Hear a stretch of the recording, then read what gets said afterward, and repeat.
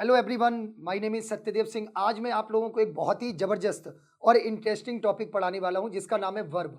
Verb एक ऐसा topic है जो इंग्लिश में सबसे ज्यादा महत्वपूर्ण है। जी हाँ, एक ऐसा टॉपिक जो आपकी पूरी इंग्लिश को पूरा गोल गोल घुमाने वाला है, क्योंकि मेरे बच्चे कहा जाता है ना कि verb is the backbone of English, मतलब बिना वर्ब के पूरी इंग्लिश इनकम्प्लीट है। तो अगर आज आपने ये 20 मिनट का मेरा वीडियो देख लिया तो निश्चित रूप से आपकी वर्ब की टेंशन खत्म होने वाली है।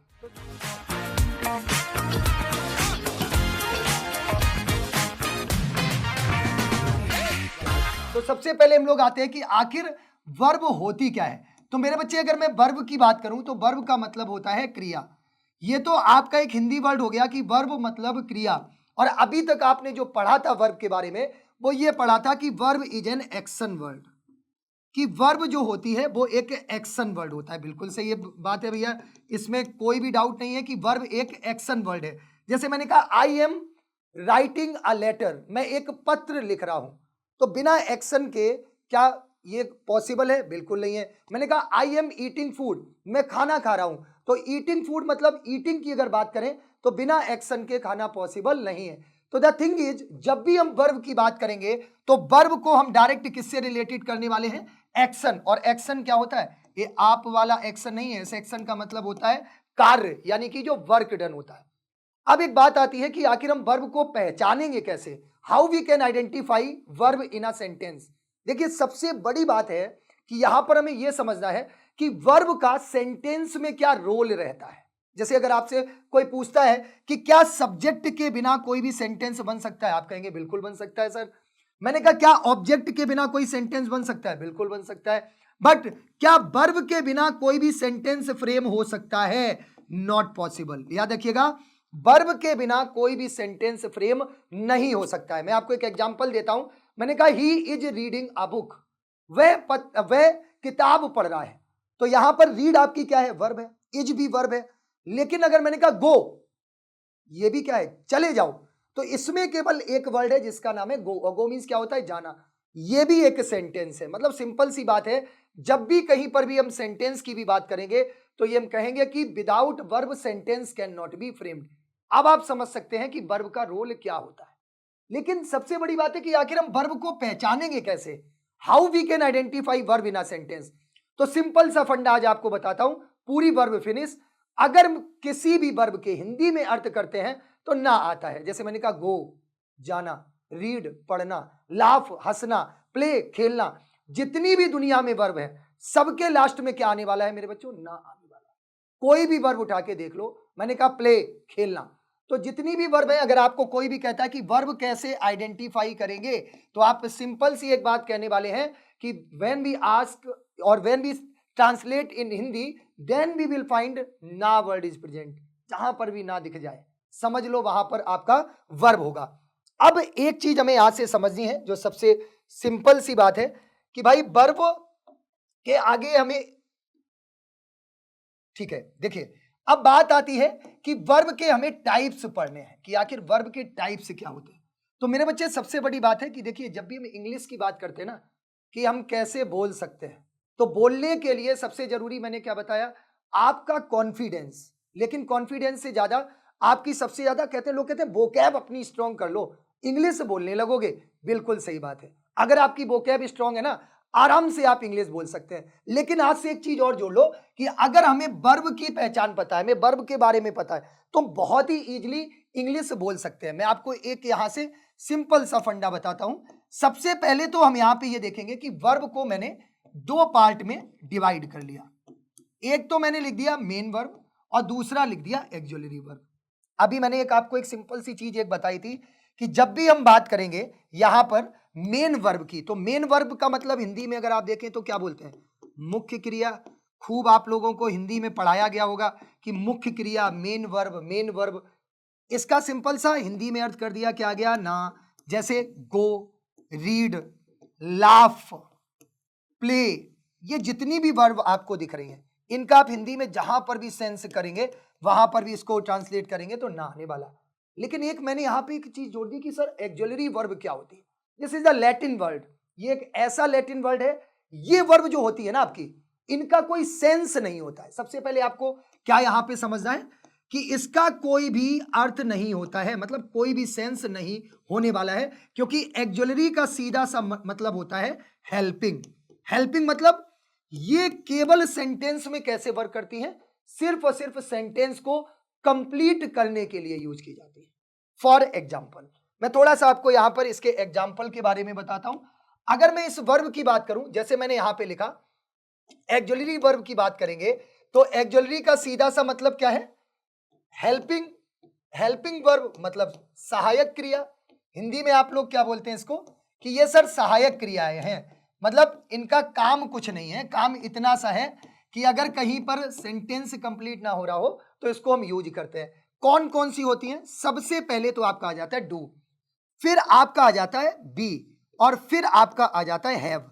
यानी कि अगर हम यहां से एक्जुअलरी वर्ब की बात करेंगे तो एक्जुअलरी वर्ब आपकी तीन तरह की होगी। There are three types of auxiliary verb. First मैंने क्या बताया, डू, सेकेंड मैंने क्या बताया, बी, और थर्ड क्या बताया मैंने, हैव।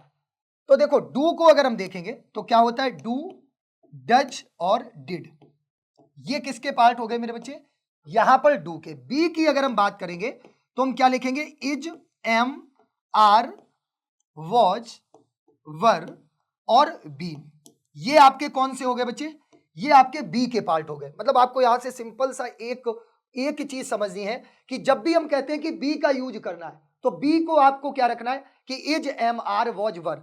बीन की अगर हम बात करें तो हैज बीन हो जाएगा, हैव बीन हो जाएगा, हैड बीन हो जाएगा, विल हैव बीन हो जाएगा। हैव की अगर हम बात करेंगे तो हैव के कौन कौन से फॉर्म्स होते हैं, हैज, हैव, हैड, और इसके बाद आपके विल हैव और शेल हैव। ये सारे मेरे बच्चे किसके फॉर्म हो जाएंगे, हैव के।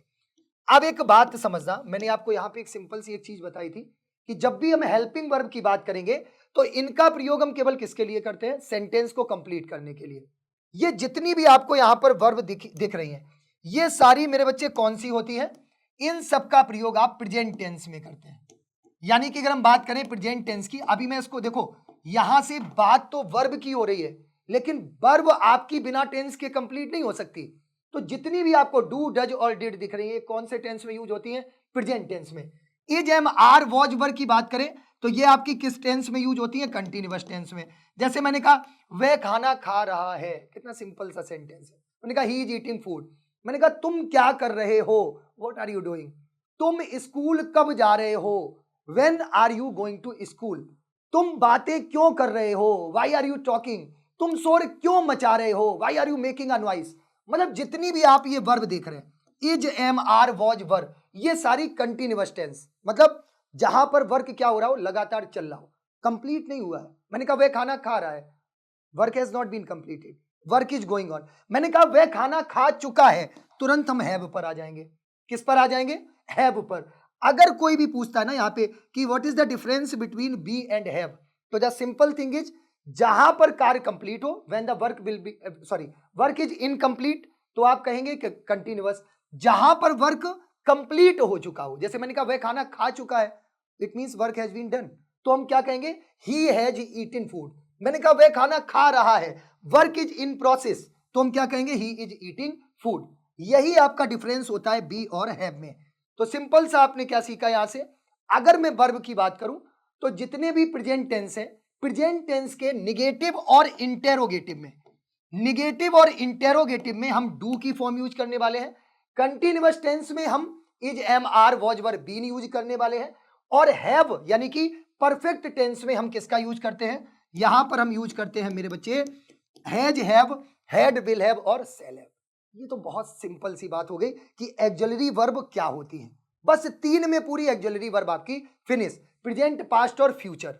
लेकिन अगर यहां पर आप देखें, इसके बाद जो आपका सबसे इंपॉर्टेंट पार्ट होता है ना, वो होता है मॉडल्स, जिसको आप लोग मॉडल बोलते हैं। ये वो वाली मॉडल नहीं है जो आप लोग मूवी में देखते हैं, जी, these are the verbs, right. अब इसका सही प्रोनाउंसिएशन क्या है, मॉडल्स। तो अब मॉडल्स कौन कौन सी होती है, मैंने आपको एक चीज सबसे पहले बताई थी कि मॉडल्स भी आपका एक्जुअलरी वर्ब का पार्ट है। मतलब इनका कोई सेंस नहीं होता है, इनका कोई खुद का मीनिंग नहीं है, ये केवल सेंटेंस को कंप्लीट करने में यूज होती है। मैं आपसे एक सिंपल सा सेंटेंस पूछता हूं, वह आने वाली है, तुम क्या कहेंगे, सी इज अबाउट टू कम। सी, वर्षा हो सकती है, आज वर्षा हो सकती है, इट मे रेन टुडे।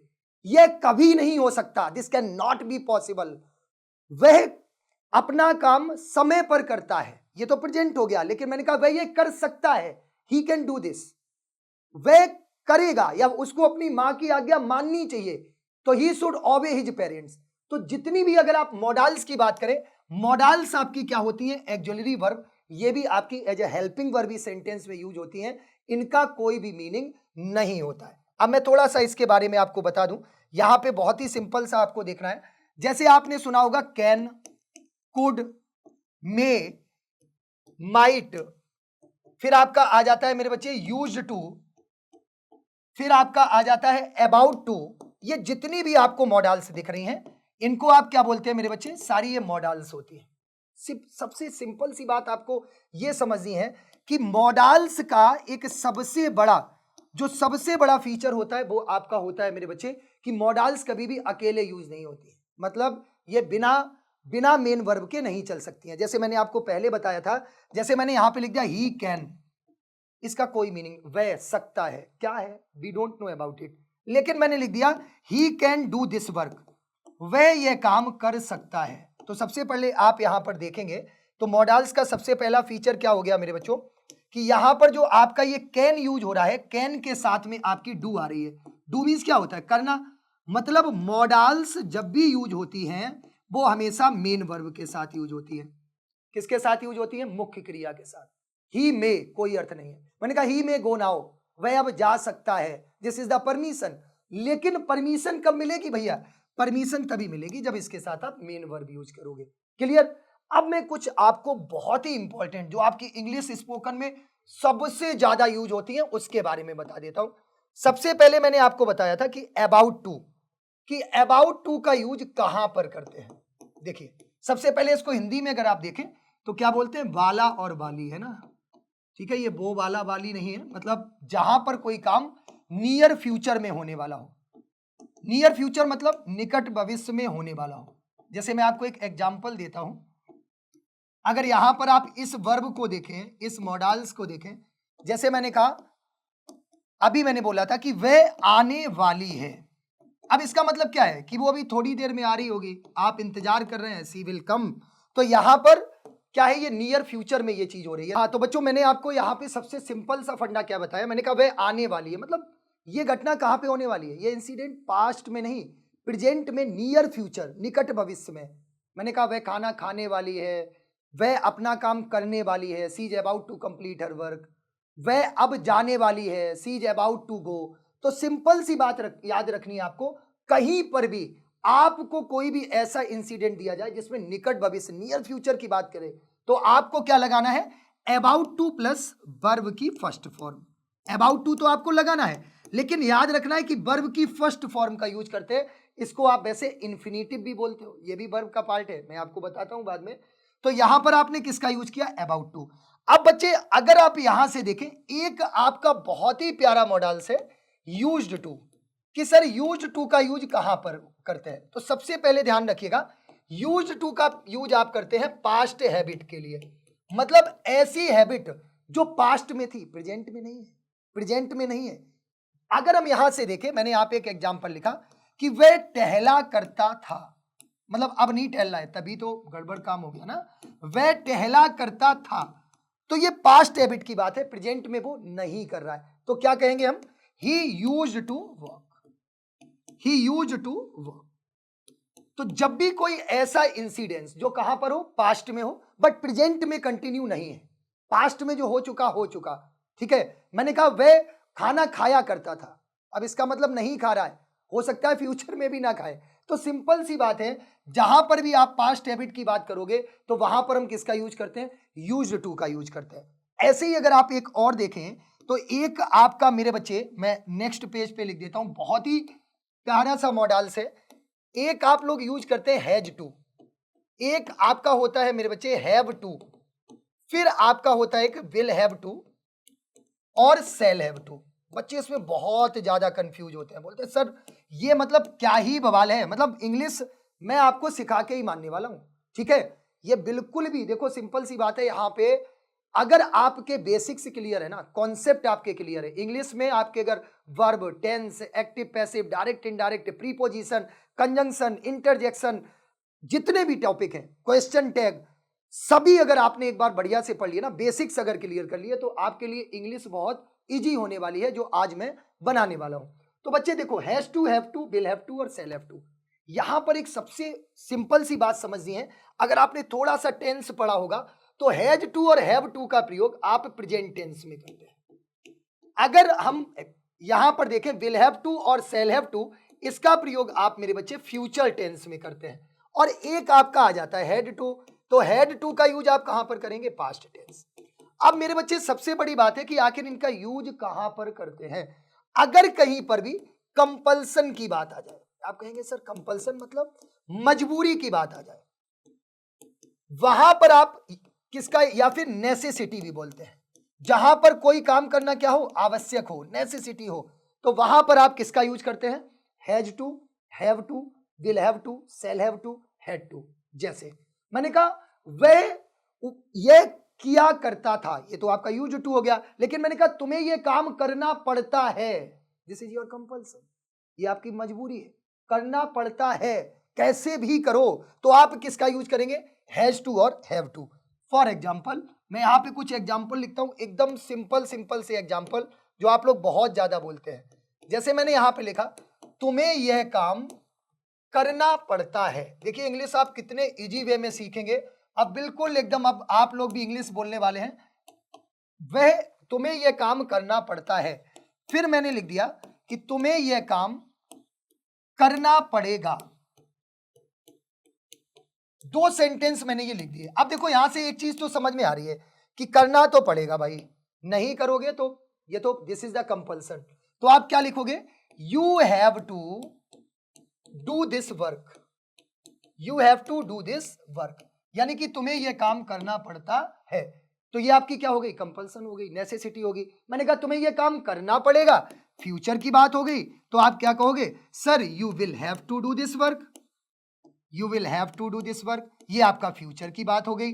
तो सिंपल सी बात है, जब भी हम बात करेंगे नेसेसिटी की, कंपल्सन यानी मजबूरी की, तो वहां पर हमें क्या यूज करना है, वहां पर हमें has to, have to, had to and will have to, shall have to. ये तो आपकी बात हो गई कि इनका यूज हम कहां पर, तीन चीजें हमने सीख ली। अबाउट टू का यूज वर्ब में की तरह कैसे करते हैं, इसके बाद यूज टू का यूज कैसे करते हैं, फिर will have to, shall have to और हैज टू, हैव टू और हैड टू। अब मेरे बच्चे यहां से आपकी जो नेक्स्ट वर्ब है वो आपको बहुत ध्यान से समझनी है। अभी तक आपने क्या पढ़ा था कि वर्ब मींस एक्शन वर्ड, सभी कहते हैं कि वर्ब एक्शन वर्ड है, मैं भी कह रहा हूं एक्शन वर्ड है। मैंने कहा आई एम प्लेइंग क्रिकेट, मैं क्रिकेट खेल रहा हूं, तो यहां एक्शन हो रहा है। लेकिन मैंने कहा I can feel this song, मैं ये सॉन्ग महसूस कर सकता हूं, क्या फील में कोई एक्शन हो रहा है, क्या फील में कोई एक्शन हो रहा है, इसका मतलब इसमें एक्शन हो ही नहीं रहा, तो ये भी तो वर्ब है ना।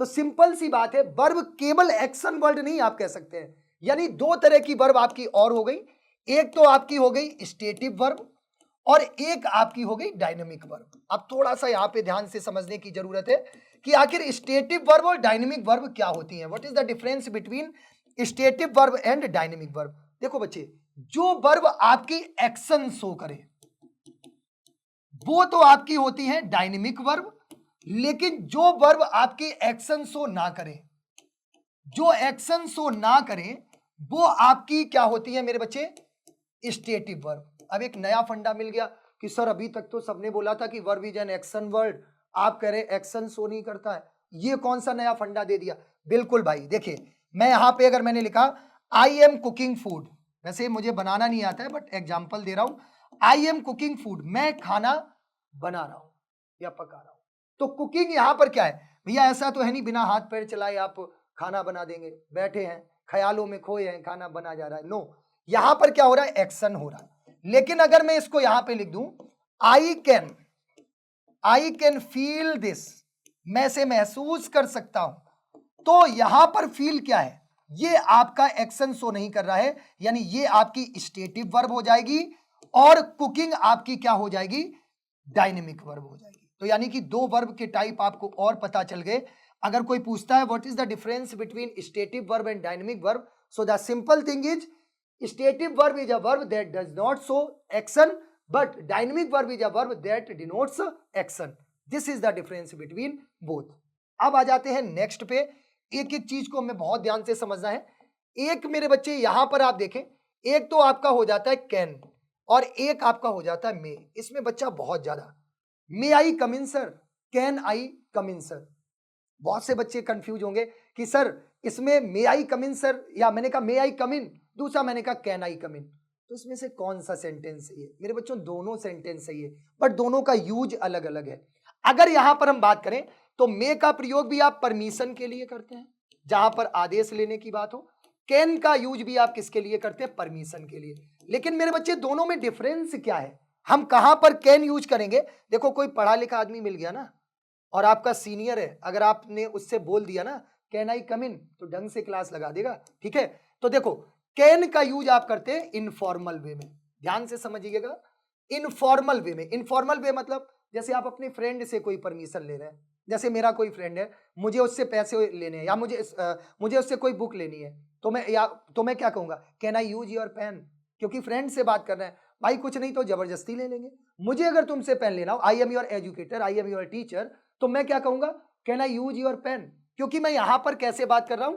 फॉर्मल वे में, सॉरी इनफॉर्मल वे में, मतलब जहां पर भी हम फ्रेंडली या फिर अपने से जूनियर से कोई परमिशन लेते हैं तो वहां पर हम कैन यूज कर सकते हैं। लेकिन मे का यूज आप कहां पर करेंगे? फॉर्मल वे में करेंगे। याद रखिएगा, अगर आप अपने से सीनियर से कोई भी परमिशन ले रहे हैं, अपने प्रिंसिपल टीचर से परमिशन ले रहे हैं, तो आप क्या यूज करेंगे? मे आई कम इन सर। ध्यान रखिएगा, तो हम क्या बोलेंगे? मे आई कम इन सर। चलिए, यहां पर मे लगाएंगे और कैन आई कम इन इसका आप यूज कर सकते हैं, लेकिन कब करेंगे? जब आप इनफॉर्मल वे में बात करेंगे। तो सीधी सी बात हो गई कि यहां पर दो चीजें आपकी, कैन और मे में दोनों का यूज हम परमिशन के लिए करते हैं, लेकिन कब? एक का फॉर्मल वे में, एक का इनफॉर्मल वे में। अब इसी में देखो, इसी का पार्ट है कि सर कैन का यूज हम पॉसिबिलिटी के लिए करते हैं, जहां पर संभावना की बात आती है, पॉसिबिलिटी संभावना की बात आती है। सेम वहीं पर आप अगर बात करें तो मे का यूज भी आप किसके लिए करते हैं? पॉसिबिलिटी के लिए करते हैं। लेकिन दोनों में अंतर क्या है? बहुत बड़ा अंतर है मेरे बच्चे। कैन, जहां पर हम मे की बात करेंगे, मे का मतलब होता है जहां पर किसी चीज के होने की जो संभावना है वो ज्यादा हो, मतलब मोर पॉसिबिलिटी की बात करेंगे। सिंपल सा आपको कॉन्सेप्ट समझना है। जैसे मैंने कहा आज बारिश हो सकती है, तो एक बात बताओ, जब बारिश होगी, जब आप आकाश में बादल देखेंगे तभी तो बोलेंगे ना कि आज बारिश हो सकती है। कि धूप निकली है, फालतू में कहे जा रहे हो बारिश होगी, मतलब जहां पर किसी काम के होने की संभावना क्या हो? मोर, यानी कि ज्यादा। जैसे मैंने कहा इट मे रेन टुडे, आज बारिश हो सकती है, मतलब when you will see the clouds in the sky then you can say it may rain today. लेकिन कैन का यूज वहां पर करते हैं जहां पर किसी चीज के होने की पॉसिबिलिटी क्या हो? लेस हो, यानी कि वो किसी भी चीज के होने की संभावना बहुत कम हो। जैसे मैंने कहा प्रधानमंत्री जी आज आ सकते हैं, तो भैया प्रधानमंत्री जी का बिजी शेड्यूल भी है, तो हम क्या लगाएंगे? Prime minister can come today. में नहीं लगाएंगे, क्या लगाएंगे? Prime minister can come today. लेकिन मैंने कहा वह आ सकता है, तो ही में कम, ठीक है। तो जहां पर भी हम लेस पॉसिबिलिटी की बात करेंगे, कम संभावना की बात करेंगे, आप वहां पर कैन लगाएंगे। जहां पर किसी चीज के होने की संभावना बहुत ज्यादा हो, मोर पॉसिबिलिटी हो, तो वहां पर आप माइट यूज करें, में यूज करेंगे। अब माइट की बात की है तो थोड़ा इसको भी देख लो। माइट का यूज हम हमेशा फ्यूचर पॉसिबिलिटी के लिए करते हैं। किसके लिए? फ्यूचर पॉसिबिलिटी मतलब भविष्य की संभावना। जैसे मैंने कहा प्रधानमंत्री जी कल आ सकते हैं, तो prime minister might come tomorrow. अब यहां पे मे नहीं लगाएंगे ना, तो यहां पर हम कैन लगाएंगे। सिंपल सी बात है, जब बात फ्यूचर की हुई है तो आप क्या लगाएंगे? Prime minister might come tomorrow. तो ये तो आपका किसके बीच में डिफरेंस हो गया मेरे बच्चे? मे, माइट, कैन। अब एक बात और आती है कि सर कुड का यूज कहां पे करते हैं? सबसे पहले तो आपने एक बात सुनी है कि सर कैन का पास्ट टेंस कुड होता है। चलिए भाई, बिल्कुल सही बात है, कैन का पास्ट टेंस कुड होता है। लेकिन कुड का यूज हम कहां पर करते हैं? पोलाइट रिक्वेस्ट के लिए। पोलाइट रिक्वेस्ट मतलब जहां पर हम किसी चीज का बहुत ज्यादा विनम्र निवेदन करें।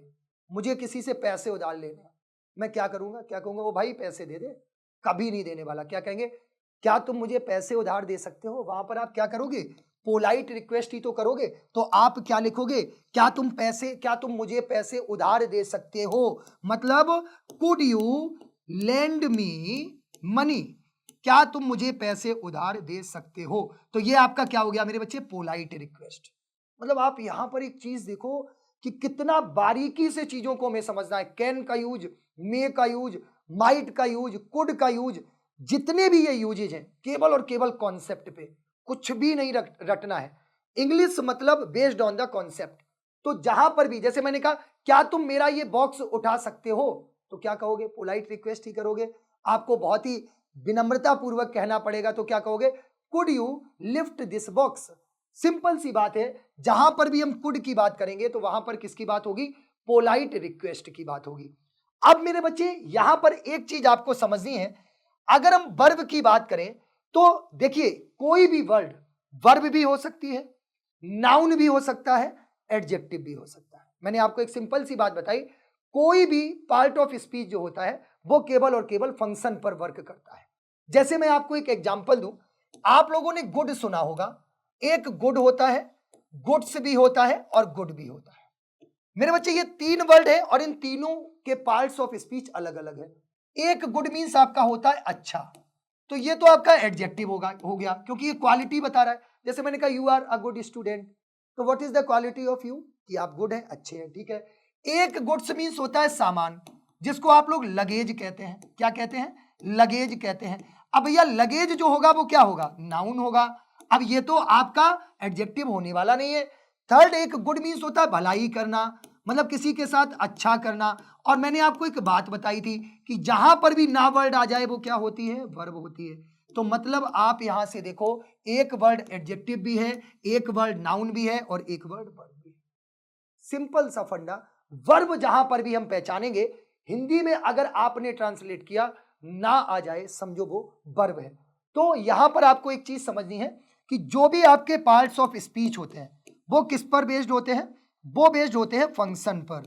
किस पर होते हैं मेरे बच्चे, फंक्शन पर बेस्ड होते हैं। एक एग्जांपल मैं आपको यहां पर और देने वाला हूं। जैसे मैं आपको एक एग्जांपल देता हूं, मैंने यहां पे लिख दिया कि ही गोज टू कानपुर, वह कानपुर जाता है। मैंने कहा इसमें आपको वर्ब पहचाननी है। सेकंड मैंने ये लिख दिया कि ही लव्स कानपुर, कि वह कानपुर पसंद करता है, मतलब उसको कानपुर बहुत ज्यादा पसंद है, उसका फेवरेट प्लेस है। तो मैंने कहा आपको इसमें वर्ब और नाउन आइडेंटिफाई करना। सिंपल सा है, वर्ब आप आइडेंटिफाई करोगे तो आप कहोगे हिंदी में अर्थ करेंगे तो ना निकलेगा। तो गो मीन्स जाना, लव मीन्स पसंद करना या प्यार करना। तो गोज और लव्स आपकी क्या हो गई, ये आपकी वर्ब हो गई। लेकिन मेरे बच्चे अब बात आती है कि सर कानपुर क्या है। तो जैसे मैंने कहा ही गोज टू कानपुर, वह कानपुर जाता है, वह कहां जाता है, वेयर ही गोज, आप कहेंगे कानपुर। तो किसी भी सेंटेंस में वेयर का क्वेश्चन करते हो तो उससे एडवर्ब ऑफ प्लेस मिलता है। तो यहां पर तो कानपुर एडवर्ब ऑफ प्लेस है, लेकिन व्हाट ही लव्स, वह क्या पसंद करता है, कानपुर। सेकंड सेंटेंस में आपका कानपुर नाउन है। तो सिंपल सा आपको एक फंडा समझना है, इंग्लिश को कभी भी रटा नहीं जा सकता, सिर्फ और सिर्फ समझा जा सकता है। There is a great difference between reading and learning. मेरे अकॉर्डिंग रीडिंग मीन्स पढ़ना नहीं, रटना होता है, और लर्निंग का मतलब सीखना होता है। तो ऐसे ही जबरदस्त तरीके के कॉन्सेप्ट आप लोग सीखते रहिए, बढ़िया से पढ़ते रहिए। इंग्लिश आपको बिल्कुल एकदम चुटकियों में समझ में आने वाली है। तो thank you very much, God bless you. Hi, Josh Talks English speaking app ने अब बनाया है एक ऐसा माहौल जहां हर रोज 40,000 लोग, जी हाँ 40,000 लोग एक जगह पर आकर इंग्लिश बोलने की प्रैक्टिस कर रहे हैं और प्रैक्टिस पार्टनर फीचर का इस्तेमाल करके कहीं भी कभी भी स्ट्रेंजर से इंग्लिश में बात करके अपनी इंग्लिश स्पीकिंग स्किल्स को एनहांस कर रहे हैं।